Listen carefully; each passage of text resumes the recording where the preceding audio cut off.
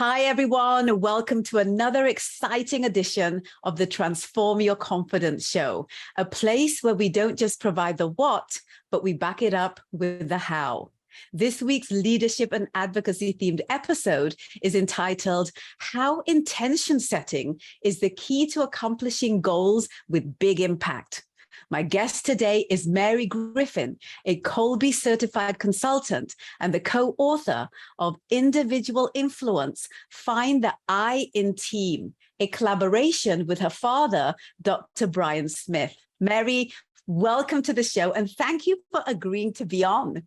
Yes, thank you so much for having me. I'm really excited for this opportunity and to be here and meet you and join you. It's really exciting. Oh my gosh, I feel exactly the same way. So let's just jump right in, shall we, Mary?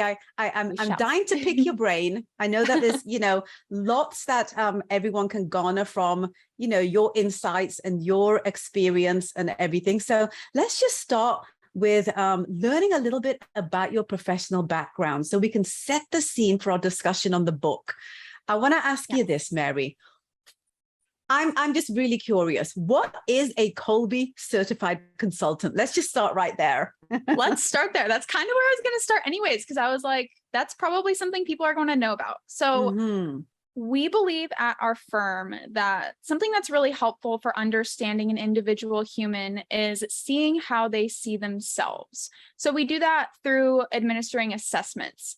And there are different types of assessments. So the one we're most familiar with is an affective assessment. So things like Myers-Briggs, DISC, these types of assessments, they're measuring your emotional state or how you view yourself emotionally. But Kolbe is actually a new, it's not that new. It's from the 90s. It's new to me. But that's relatively new compared to a lot of these other tests, right? Yes. Yeah, definitely. And it actually measures cognitive mind. So there are three parts of the mind. There is the affective, which is the emotional, the cognitive, which is like IQ, things that we're more familiar with. And then there's the cognitive. It's how we naturally do our work.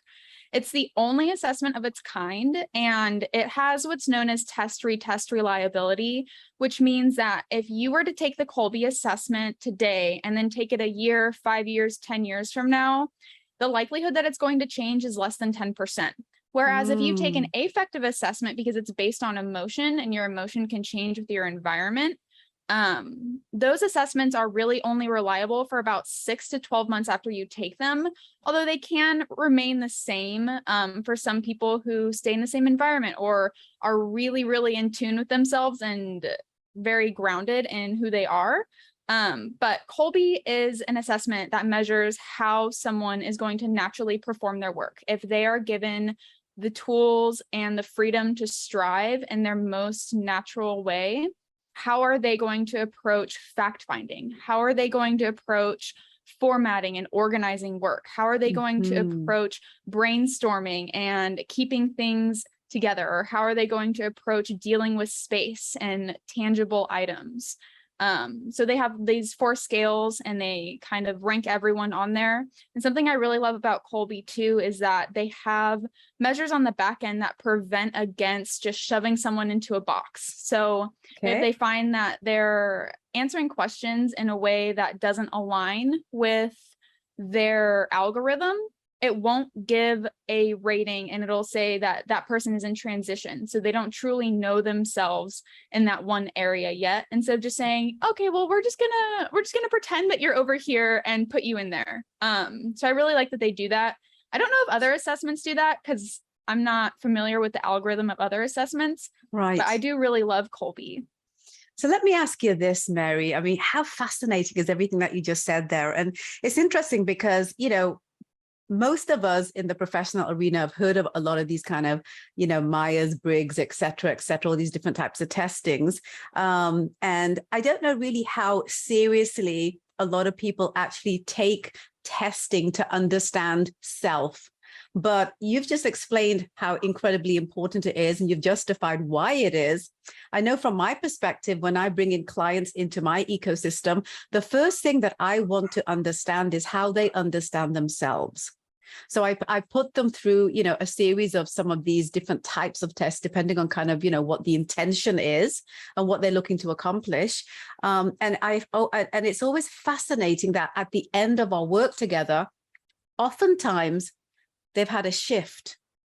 So it's interesting that when you speak about the Kolbe methodology, that the shift is very minimal, which allows us to kind of really assess, the elements that potentially other types of testing doesn't allow us to really be able to hone in on.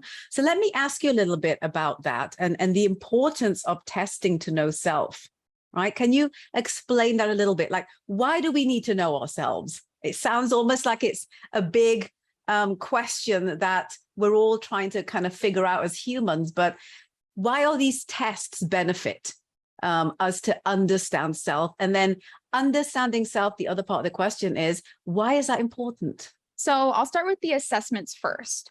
What's really important about assessments, and something to keep in mind, this little asterisk to keep in mind, is not all affective or emotionally based assessments are going to give someone a true answer about who they are.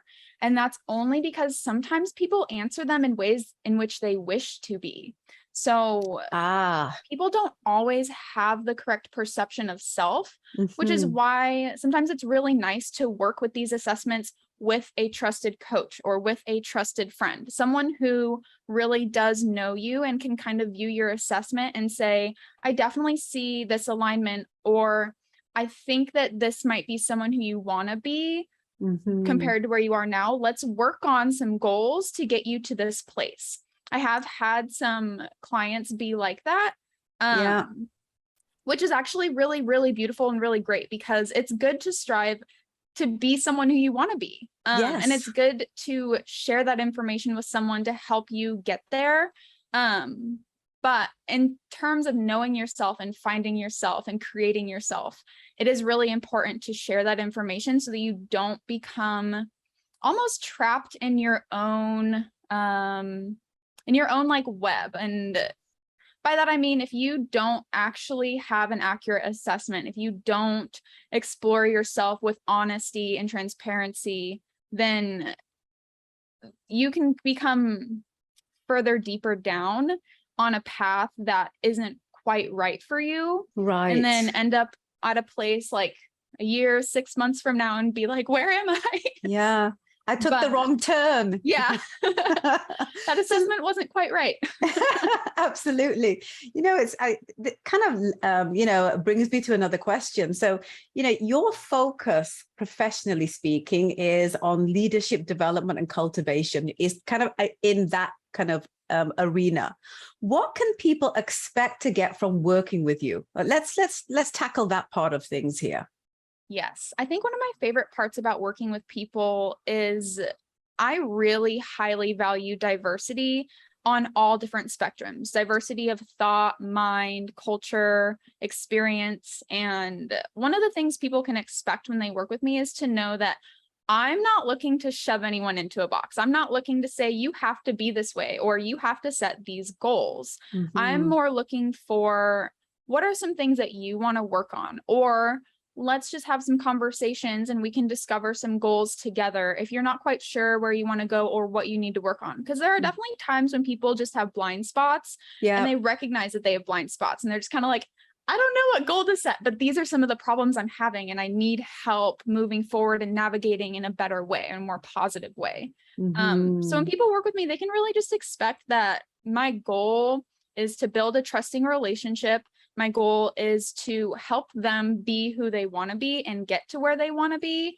And I want them to just feel and develop and grow into their most unique individual self. And whoever that is, like, I support them. My only hope is that they trust me and that they put the effort in. Right. Because I can't force someone to change. I can only give them tools. Exactly. Absolutely. And that's the key factor, guys, is that, oftentimes, and you hear about the statistics out there, people buying all of these digital courses online, people working with, coaches, consultants, mentors, therapists, all kinds of different experts, and then blaming the process because they themselves aren't motivated enough to actually trust the process and trust the methodology. So I love that you kind of, mentioned that a little bit, because, at the end of the day, guys, I mean, if you're not going to discipline yourself to get the work done, then no amount of the best people and experts and courses and processes in the world will ever get you anywhere. It really does come down to you trusting the person and or the service or the, knowledge and the action resources that you're being given, and doing the work, just like Mary said. So Mary, let me ask you this. Who is your client avatar specifically? Like, who is best suited to work with you? People who are best suited to work with me are typically people, I know I already said this, but people who want to work on themselves. There are definitely times when I have clients come in and they only want to give the appearance of working on themselves. And I think that they think that I don't notice, but I notice. I know. I can tell when someone is saying what I want to hear, and I can tell when someone isn't really doing the work. And for me, going back to the assessments thing, another one of my favorite assessments is actually the Strength Finders assessment. It is an affective assessment, and my top strength based on that assessment is developer. So I feel really, really rewarded when I get to help someone grow and cultivate the most positive experience for themselves. So for me, working with people who actually want to grow and who are open-minded and who have a growth mindset, they understand that they can learn, that they can fail, that they can do anything and everything is going to be okay. As long as they're growing and showing up, that's really what I need to feel connected and I'm helping the world. Absolutely. Here to that. It really, as a business consultant, as a certified coach myself, I can absolutely attest to how important, that sense of responsibility is to help people actually step into who it is that they want to be, who it is that they're looking to accomplish. And there's nothing more satisfying or gratifying, right, Mary, than seeing people really make these kind of momentous leaps forward just by maybe accessing one or two simple methodologies or ideologies. What are your thoughts on that? I 100% agree. I don't think there really is anything that's more rewarding than just seeing how people grow and how happy they feel when they can grow. Because I think sometimes people don't realize how much they can actually grow and how much power they have over themselves. But it's you have the ultimate power over your own life and your mind, and you can do anything that you want. And sometimes you just need the right tool. Sometimes you just need someone to just throw an idea into your brain and plant that seed and let it grow and flourish. And then just seeing how the sun comes out and the light shines through them is just, there's really nothing better. there really isn't, honestly, I love this conversation that we're having, Mary.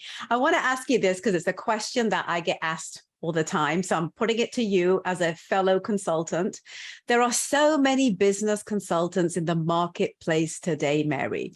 What can you tell everyone watching, listening, and reading this about how you differ in your leadership style, right? And how you have created your niche in the marketplace to support that?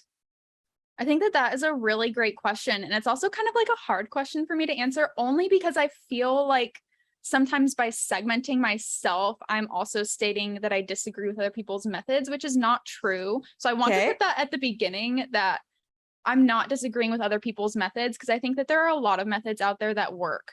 But I think that my method really focuses on the individual, on using compassion and empathy and good communication, high emotional intelligence to work with a human being, being open-minded with them, being accepting. Sometimes as a coach, you have to hear things that they start bordering on emotional, and sometimes they just come out. Sometimes it's just oh, here's a story that connects with my goal, and it kind of rabbit holes down. And having the knowledge and the compassion and the love for just a human experience to recognize and communicate with that, I think that that's really important. And I don't know if that's necessarily lacking in other coaches or consultants, but I have read a lot of studies, and a lot of the studies Okay. are showing that like most leaders are not utilizing all of their skills like emotional intelligence or empathy or compassion in the workplace, because Mm-hmm. those things are viewed as being more feminine leading. Mm. And sometimes in the workplace, people can see that. I think we're really moving away from this idea. These are like studies from like 2010, 2000s, but they are things that feed my mind and things that I try to be mindful of. And I think Mm-hmm. that balance is really, really important. I think that there's space for all types of energy and for all types of resources. And I Yeah. think it's really important for all leaders to understand that like being compassionate and being emotionally intelligent and communicating well, actually caring about people and seeing them as people, that's not a bad thing. That's actually a really good thing. And it will bring your company so much further than if you treat people poorly or just see them as cogs in the wheel and objects that are disposable, because that's not what Mm-hmm. people are. People are these beautiful experiences that deserve so much more. Absolutely. My gosh, here to that.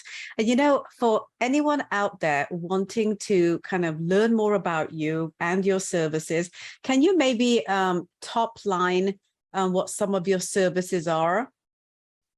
My personal services mostly border on leadership consulting and culture Okay. consulting. So Okay. individual, like one-on-one coaching, or culture coaching where I do like conflict management, or I coach multiple leaders in one company to help them work better together, or even doing like team, like group facilitation. Mm-hmm. Those are my main areas. Okay. And our company does a couple, actually a lot of other things, but those are not areas that I dabble in. Okay, perfect. So where do we send people if they want to learn more about you, your company, and the breadth of services that you offer? Yes, we have a great website. It is IA Business Advisors, and advisors is spelled with an SORS at the end, because I know sometimes people spell it with an ERS. We're Yeah. actually in the process of rebuilding our website. That's going to be launched in September. It's looking really beautiful. I have the wireframe. But Okay. yeah, you can learn about all of our services on our website. You can also find me on LinkedIn. I'm not Okay. really, I know I need to be more active. I'm not really as active as I should be, but you can definitely still find me. Okay, perfect. As long as people can find you, that's what matters at the end of the day. So can you just give the website URL one more time? Yes, it's www.iabusinessadvisors, SORS at the end, .com. .com. Yes, Brilliant. thank you. Okay, so let's talk about the big idea behind your mission that ties into the book before we get into the book. Yeah. You believe, and I quote, that goals are abstract because they're rooted in the future, while intentions focus on the present. Can you explain this belief system for everyone?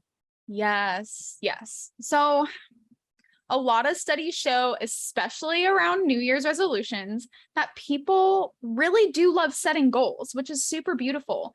But sometimes they don't set smart goals. And by smart, I mean specific, measurable, attainable, realistic, and timely goals. They don't actually break down their goals into ideas that help them reach their goals. And it totally makes sense why people don't reach their goals, because it's like if you set this goal and you don't kind of break it down, it just kind of seems like this like vague idea in your future that you can never reach, and that's so demoralizing. It's like you actually Mm-hmm. have to make steps every day towards reaching that goal, even if it's just a tiny step. And I think sometimes Mm-hmm. people don't realize that even a tiny step forward is still a step forward, but you still have to lay that plan out. So Mm-hmm. intentions, by setting daily intentions, for example, Yeah. if I had a goal and my goal was to bring on 3 new clients in a quarter, Okay. some of the daily intentions I could set for myself is just like reach out to one person every day, so one new person every day. I could set an intention of reaching out to previous clients we've worked with, just checking in on them, using communication. I could set the intention of communicating that goal to my team repeatedly to see if they can kind of dig up anything that they're talking about with anyone. So intentions are things that we can do that are smaller, they're more broken Mm-hmm. down. We can follow them every day. And you can also do like technically abstract intentions. So I intend to be compassionate today, or I intend to have good communication today. Even just small things like that. I know that I've had clients who have really been working on their emotional intelligence. So that's a big goal. Like emotional intelligence is huge. Yes. And a daily intention is I intend to be patient today. Or I intend to track my patience today. That's a hard one. Things I know. But just breaking big goals down into small things that are manageable and keep you moving forward and empower you and encourage you. That's really what it's all about. Because you can definitely reach goals, and everyone wants to reach goals. But statistics show that people don't achieve a lot of their goals. So let me ask you this. Can you share a really simple example that explains how intentions help accomplish goals for those people who don't quite understand the mindset piece around this?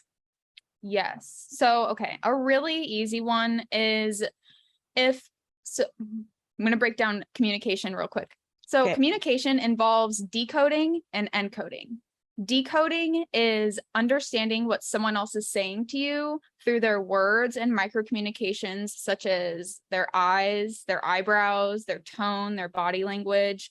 And even your subconscious mind processes information like how much are they perspirating? How much are they breathing? Like things that you don't really recognize, but your brain is like telling you all of these things because your brain is really, really smart. And then encoding is how do I do all of those things and put my message out into the world? So if someone were to set a goal of I want to be better at encoding my communication so people understand me more, daily intentions could be something like, today I intend to have a conversation with my coworker, and then I'm going to follow up with them maybe the same day or at the end of the week and ask them their perception of that communication. So you have to. So is that the intention? Yes, yes, that is the intention. Okay, that's the intention. So then what's the goal of that? The goal of that is to data gather. The more you gather data and understand where you are in relation to your goal, you're basically creating a gap analysis for yourself. So I had this conversation with my coworker. I know that I'm working on a big goal, which is decoding communication better or encoding communication better. And at the end of the week, I asked my coworker, hey, like we had this conversation. Can you tell me what your perception was of my tone? Can you tell me what your perception was of my body language? Like, how did I come across to you? Did I seem angry? Did I seem happy? Did I seem calm? Did I seem normal? And then the more information you take in, okay, so my coworker thinks that I was angry, and my coworker thinks that my tone sounded confrontational. So now I know that when I speak that way or when I look that way and do certain things, that is how I'm coming off. And then you repeat that every week to kind of like build a database in your mind to understand how others perceive you. And that's not really about like being how others want. It's about your own goal. Like I want others to perceive me as calm. I want others to perceive me as happy, but I just need to work on controlling my tone or hearing my own tone. Another good intention you could set if you were really working on tone is recording yourself. Get in a Zoom chat with yourself and just record yourself and talk and kind of like listen back. Sometimes it's weird to like listen back to yourself, but it can be really helpful too, because you can just pick up on things that you're not going to just hear when you hear yourself speaking. Absolutely. You know, what I'm picking up from what you're sharing here is part of this kind of relationship or this journey from intention to goal accomplishment has to do with setting something that is measurable, because without the measuring of it, you don't actually know if you've accomplished the goal, right? Yes. And I feel that is a key aspect that a lot of people do miss out on, at least from my experience working with clients, is that, this is what I want to, this is what my intention is for accomplishing this goal. And this is the goal that I want to accomplish by said time. And that's it. Like, that's the kind of, and there's no kind of gauging of the success rate, the journey of how to get there. Is there a better way? Is there a way that's more impactful? Are there different journeys that will help me accomplish other things along the way? Like it can get really complicated, like this journey between intention and accomplishing goals. So I kind of got a feeling that a part of that also has a lot, comes back to the beginning of our conversation, where you also talked about understanding self. I feel that kind of ties in quite beautifully with being able to set intentions that actually do have measurable goals. Right. So let me ask you this now, because I feel like, this is the perfect segue for us to get into the book. Right. So let's do that right now. The book, guys, is called, as I said off the top, Individual Influence. Find the I in team. So the I we're talking about is the I, the self. So this is a collaboration with your father, Mary. Yeah. Tell us about what led to this co-authoring initiative. Let's start there. Yes, that's a great place to start. So in 2017, 2018-ish, I had been working for IA for about 3 or 4 years then, and he approached me and asked if I wanted to help him with writing this book about his philosophy on coaching. I learned a lot of my philosophy on coaching from him. Right. And your father's very established, and he's been doing it a long time. Oh, yeah. I think he knows a thing or two. Oh yeah. He knows a lot of things. Yes. And I have a bachelor's in English literature. Definitely not the best editor, but I feel like I'm a pretty good writer, and I feel like I can understand a lot of the things he's saying and kind of help put them in a way that other people are also going to understand. So, and that's really important. Yes. Yes. Yeah. Because if you're going to share a message more, like, you have to make it so more people can understand and relate to it, resonate with it. Right. So that's really where it all started. We just kind of started like talking about his philosophy on coaching, his ideas. He journals every single day, has for so many years. He literally has so many of these little like school notebooks that he just writes in every single day. I kind of combed through a ton of them and pulled out all these like different ideas. We threw them together, put them into chapters. And that was our first edition. So this release is actually our second edition. So we've done a heavy lot of editing. We've put in key takeaways at the end of each section, so that if someone were to go, oh, I really like that chapter, but I don't really want to reread it again, because nobody always likes rereading. You can just kind of go to the key takeaway and be like, oh, here are the bullet points of this. Okay, good. Let's move forward. And then we also added a whole new chapter on bias. So that was really great. So let me ask you this, Mary. Tell us about finding the I that the book's title talks about. What do people need to know? Yes. So finding the I is all about self-exploration, self-reflection, and that's really what the first book is about. Okay. In our philosophy, we believe that the word individual has a dual meaning. It's both me as a singular individual, and it's also us. We are together creating an entity that is an individual. So the second and third books in the future, they focus more on how you individually relate to your individual team. But the first book is really all about the self. It's really all about understanding your influence. The I is your influence. It's individual and influence. And it really just like helps the person explore different areas of self, doing self-reflection, slowing down, being honest with yourself, understanding your communication. The biggest thing that we try to like kind of hammer into the reader at the beginning is just like, this is not going to work if you don't want to be honest. And sometimes being honest is really scary. And in one of the chapters, we even put this little section, like, if you are doing self-reflection and you have memories come up, which can happen to a lot of people, that are painful or traumatic, or they don't make you feel very good, talk to someone. Like, don't just like hold that in. Write in a journal, get that out, understand it, and realize that like you are in the present, and that you can move forward and you can have healthy emotions and analyze something healthfully. But if you need help, there's no shame in getting help. There's no shame in seeing a therapist and talking to a friend.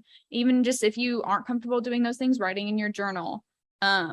So the most important thing you have in life is yourself. And sometimes that sounds selfish, but it's really not, because everyone is so important and everyone is so unique and individual. You have so much to offer the world and yourself, and you're doing a disservice in this life if you don't explore yourself fully and offer your unique influence in your own way to those around you.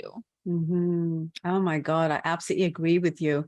It's what movies are made of. It's what literature is made of. It's what professional development is made of. You know, it's what relationship building is made of. It's that core idea of knowing, you know.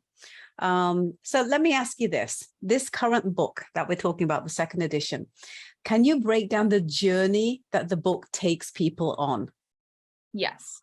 So the journey really starts with building the philosophy, helping the reader understand some of the terms that they're going to hear, where the philosophy came from, why it was developed. And that's kind of the first chapter. And it's a little bit, it's definitely shorter than the other chapters, because it's just like, here's some information you need to know so that you can follow along and understand the rest.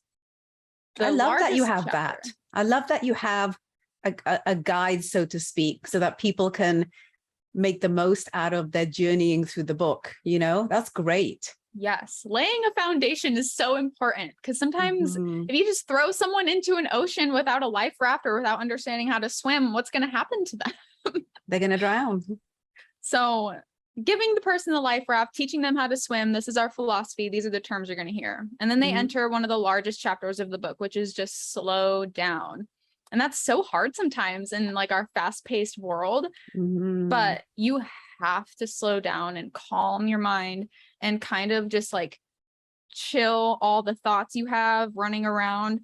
And that's not to say that you can't be fast-paced, that you can't be fast-moving, but there are definitely times when like solitude is really important, when just relaxing and taking time for yourself is really important. So the slow down chapter really focuses on teaching someone what it means to go slower and how they can do that. So giving them the tools to understand.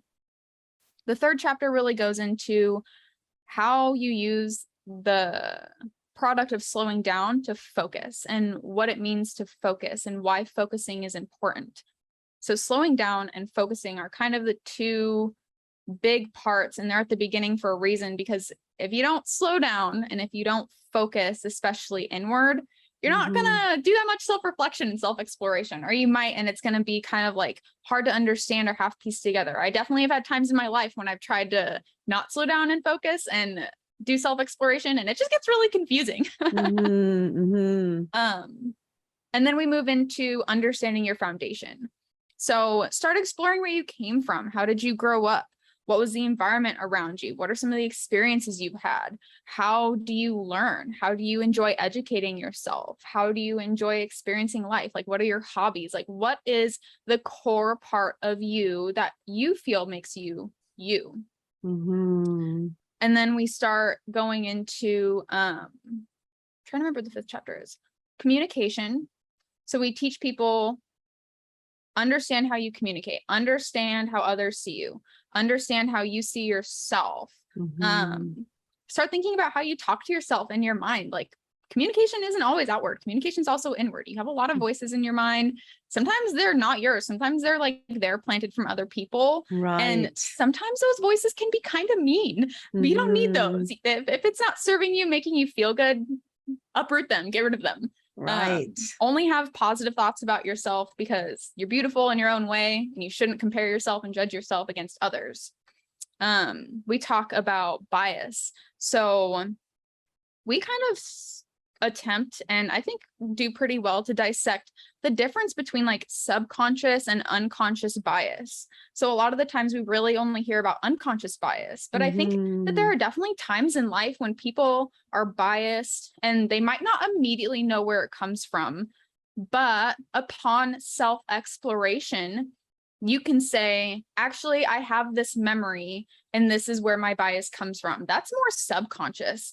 Unconscious is like so deeply rooted, you would never be able to find out the reason why unless you had like hypnotherapy or regular therapy or just something to like really dig what you can't undig on your own. But sometimes with self-exploration, you can root where your bias comes from based on a Right. memory or an idea or something someone said to you once, or just like an experience you've had. You can go, Mhm. oh, that is something I should probably work on.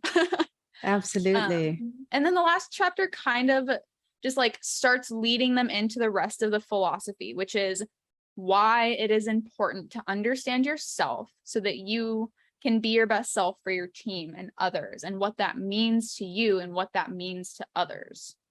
Oh my gosh, this sounds like a very intentional journey, one that every single one of us must go on. Like this is kind of like a ground zero for everyone to understand, who they are, and that will then allow them to empower their environment and the people they work with, and come back full circle and do it all over again. I kind of feel like the book can be used and utilized at different phases of your journey, and you can kind of do the exercise of this journey that you just took us through multiple times throughout your life. I mean, let me ask you this, Mary, who is the book designed for? Is there a specific person that you have in mind that this book was written for? Yes, I actually have two specific people in mind. Okay. The first is, I think this book is really, really great for newly entering college students or newly emerging adults who are kind of trying to understand themselves. Our world really expects you turn 18, know what you want to do with your life, know what you're going to be, know who you are. Who knows who they are when they're 18? No one. Nobody. But that's really what our world expects. It's just, okay, you're 18 now, get out there, be who you are, be yourself. And that's really hard. So the book is for someone who's kind of in that phase. It's kind of like, I'm emerging from high school, or I'm entering the workforce, or I'm starting something new, but I don't quite know who I am yet. Like I need to explore myself.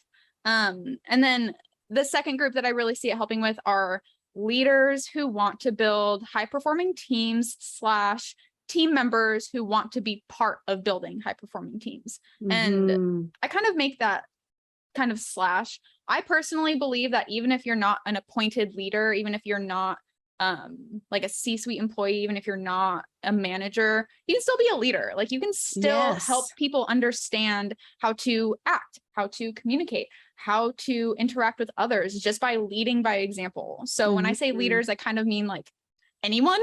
Yeah. But anyone in a position of responsibility. Yes. Down the food chain, right? Yes. So that could even, this could also be very helpful. Even, I say even as if it's an even, but it's not even an even. It's a the even. If you're a mom or a parent, right? I mean, like, what is greater leadership requirements in terms of the massive responsibility of that role?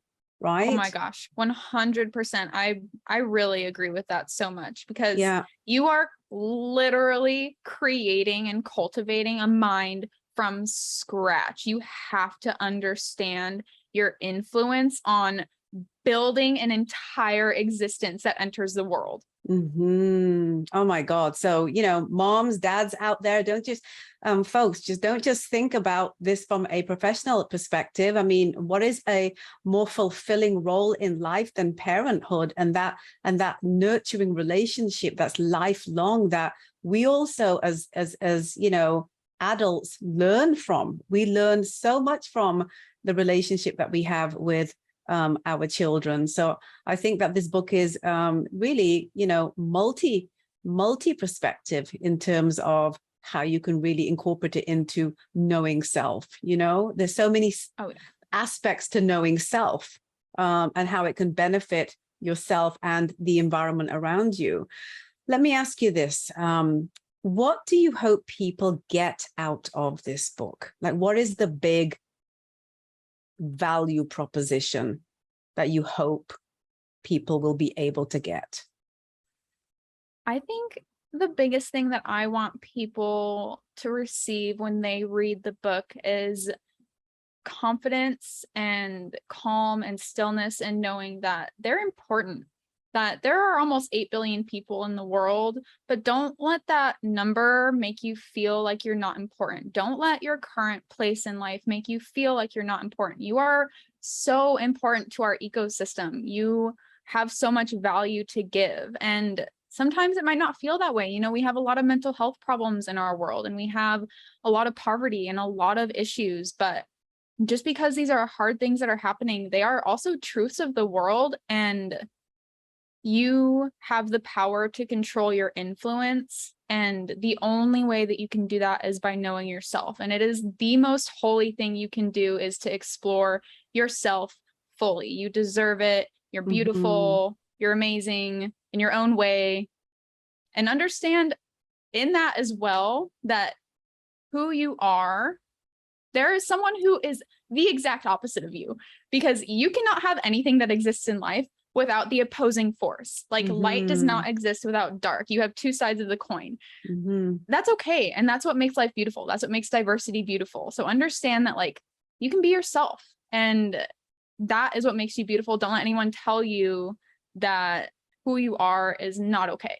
Oh, that's a powerful one right there, because you are okay, and you are enough, and you are all those things that we talk about today in pop culture. You know, where can people grab a copy of the book? Is it available everywhere? It is kind of available everywhere. Yeah. We have it at All Barnes and formats? Noble. We don't have soft cover. We do have audiobook, ebook, and hard copy. Okay. All right. And all booksellers online, Yes. as well as you know, physical stores, I'm assuming, would have copies of it. We are working on getting in physical stores. The book just released on Tuesday. Yeah, it was this Tuesday. Oh my gosh. So we are currently we got kind you of like we got you hot off the press, didn't we? Oh yeah. Yes, we're kind of making moves to get into bookstores. But we are on Amazon, we're on Barnes and Noble. The audiobook is free with Audible. I know that sometimes you get credits. So if you were interested in listening, some people are auditory learners, which is a better way. Whatever is your best method of learning and digesting information, it is available to you. That is brilliant. So for anyone still out there who, after this whole conversation that we've had, isn't quite clear on cultivating the I and how it can benefit business, personal life, spiritual life, can you shed light on that piece specifically in as simple as terms as you possibly can? The simplest terms of why it's so important to find your influence is because you deserve it. You just do. You deserve to explore yourself, to know yourself, to find yourself, to create in this body and in this life. You just do. You deserve it. You know what? And there's nothing more powerful than that, right? Any final words that you'd like to leave everyone with, Mary, on today's show theme, which again is how intention setting is the key to accomplishing goals with big impact? I think my last parting words are just, I hope that you know how important you are. I hope that you know that you can do anything you set your mind to. You have the most powerful computer sitting right between your ears. And some days it might work better, some days it might not, and that's okay. That's part of the human experience. Just enjoy the ride, set those goals, keep moving forward, keep a growth mindset, stay open-minded, and love yourself. Show yourself compassion, because you really do deserve it. Absolutely. Mary, where can people hang out with you on social media? You mentioned LinkedIn. Are you on any of the other stuff? I am not. My gosh. Mostly on LinkedIn. Are you not? Are you a millennial? I am. How are you not? I love this. I used to have all the social platforms. I used to have Instagram, Twitter, Facebook, but about 6 years ago, I just felt this just like immense toxic energy from it. And I don't think that it's always that toxic. And I just think, you know, for each person it's different, but I couldn't have that in my sphere. I love that. What a lovely answer, guys. I mean, you know, these are wonderful things to hear, especially from the generation that created this entire world of social media and created it, meaning, you know, are the biggest users of it. You know, it's incredible to hear that, you know, sometimes shutting off from things that really are none of your business is kind of a good idea. And also to shut people out of your business when you don't want them to be a part of it. So I love that. I have loved our conversation, Mary. Thank you so much for bringing your wealth of wisdom and insights to the show for our community to kind of really benefit from. Thank you so, so much. Yes, thank you so much for having me. It's been amazing. Oh, I'm so happy.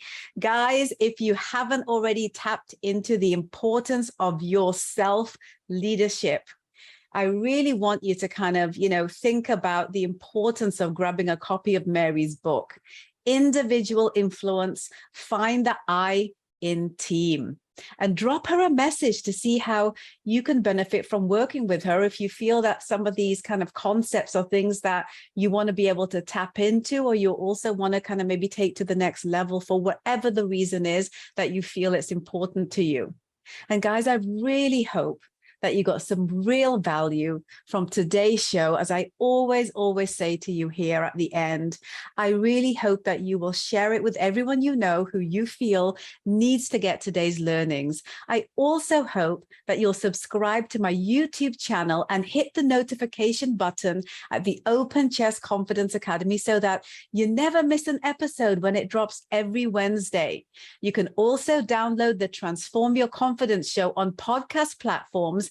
And guys, if you feel that it's a valuable resource to assisting your journey to empowering your confidence with actionable insights, give it a 5-star rating. I would be so humbly appreciative of that.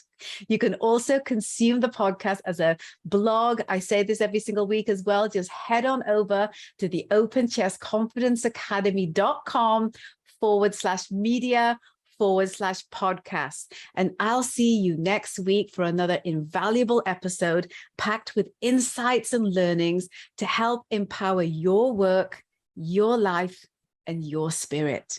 Take care of yourselves, my darlings.